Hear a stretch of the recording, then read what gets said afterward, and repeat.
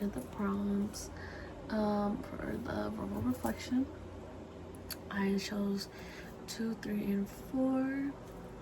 I'm gonna start with the first one. It states, Dr. Detlav stresses the need for critical conversations in social work education on racism, oppression, and abolition. In your view, what should be added or changed in social work programs to prepare students to challenge oppressive systems? I say we should definitely add more topics talking about how racism and oppression affected the history of social work. And not only that, start infusing anti-racist curriculum throughout the whole thing, so we can break down all the bad stuff that we built before, because social work kind of was built off inequality. I say that because this isn't the start of social work, obviously, but it's an example of inequality, which is the settlement houses. There was white-led settlement houses that were mainly aid white or European people, and will often exclude Black Americans, and this caused Black Americans to make their own separate settlement house movement, so that they could get the stuff that they need, the community they need, because they were being pushed away by white-led settlement house leaders.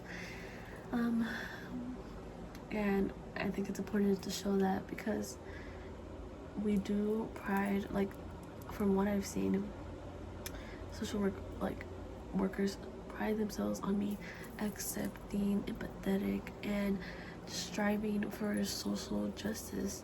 But the people who came before us lacked this. They lack community, and they lack acceptance, and they just completely shunned cultural diversity. And the Black Americans, on top of that, the Black Americans who led these separate settlement houses didn't get the credit they deserved for their part in this very important part of history. We have to teach people about the past so we don't repeat it. It's very important to know all the facts, know the history, and it helps with self-reflection. It helps us think back on ourselves, on our own privileges and our own biases. I think it's always very important to self-reflect, and just make sure what you teach aligns with what you believe. And we definitely have to implement a curriculum that prioritizes the voices and the experiences of marginalized groups. We have to have more of an emphasis on micro practice and policy analysis, so students are handed the tools they need to advocate for larger systemic issues. I think that'd be a very important thing to add to social work curriculum. And I'm surprised that micro practice there isn't more micro practice in the curriculum. But yeah, that's all I have to say for that question. The next prompt I decided to answer was, how do you reconcile wanting to help people with potentially participating in systems that cause harm? What does ethical practice look like in this context? This is an interesting question, because it's hard coming into this profession, with the main goal of wanting to help people. I know a lot of people come into this profession for that. I've heard a lot of my peers say the same thing that I do, that they want to come in and help people just do better. So it's hard to see how broken the system is and how it kind of fights against you, not with you sometimes. But the best we can do is just being completely transparent with our clients on what we are able to do for them. And this just reminds me of one of the questions I had for my interviewee for the write-ups. I asked her a question about how do you handle ethical challenges, and she works in a team of people. She manages a team of people, and she stressed open and often communication with her supervisors and her coworkers. Whenever ethical challenges arise, she would talk to someone that is also in the profession to best find a solution for their clients. And I think that's very important to have people within the profession to fall back on, to ask what do you think I should do, because sometimes we're stuck, sometimes we don't know what to do, and it's important that we know how to ask for help, and it's important to not be not just handle on your own, especially if you don't have to. But yeah, she just stresses how it's the best. It stresses how it's important to just keep open and honest communication within that team, just so they can best find the best solution. And I think it's really great. And I just also believe that we, in order to help our clients the best, is to be working within the system, so we can see what works and what doesn't work, and be a voice for our clients and advocate change for harmful policies. But the ethical question, I feel like that pretty much sums up. I would try and find someone that I can rely on and ask for help on what to do.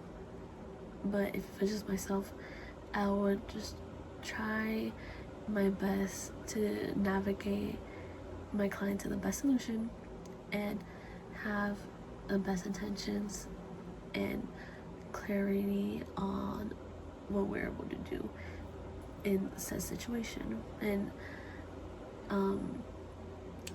just have 100% transparency with my client.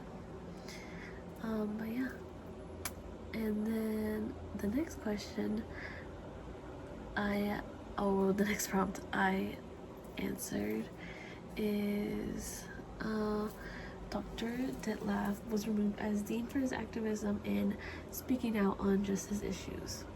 What risk are you willing to take as a future social worker? How will you balance professional security with advocating for transformative change? Well, I thought about this question, and I honestly don't think if you're wanting to advocate for change and call out oppressive systems, especially the ones that you're working for, you can't necessarily have a balance between professional security and advocating for change. I feel like realistically you would have to choose between them,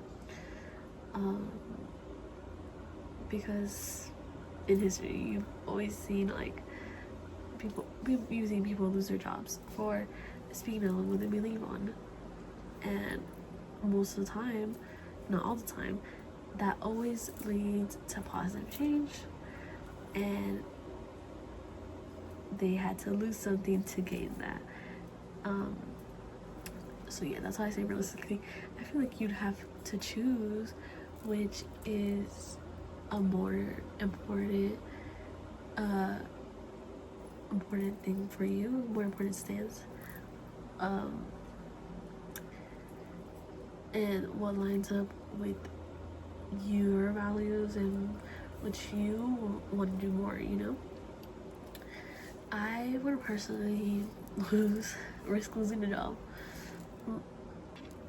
Sorry, start coughing. But what I was about to start saying is that I would personally risk losing a job if it meant making change and calling out uncomfortable truths within the system and the profession.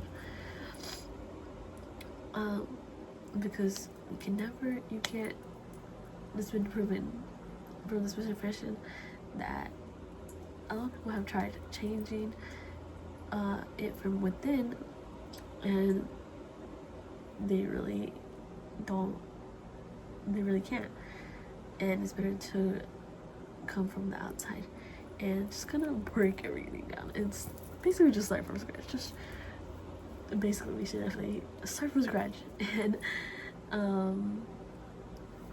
change a lot of our social work, just because it was built on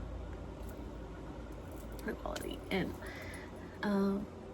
we don't want that. And if we just keep building off of that, it's gonna topple over. But I have always personally been one to speak my truth and speak out about what I believe in, especially if it means helping those in need. It's very important with the privilege I have to use my voice, to amplify the voices of marginalized groups. I feel very lucky to be able to do what I do right now, and because I know not everyone gets the chance, and so I'm very grateful.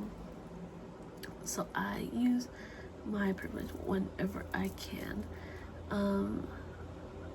But if you are trying to find a balance between these two things, I personally would try picking your battles.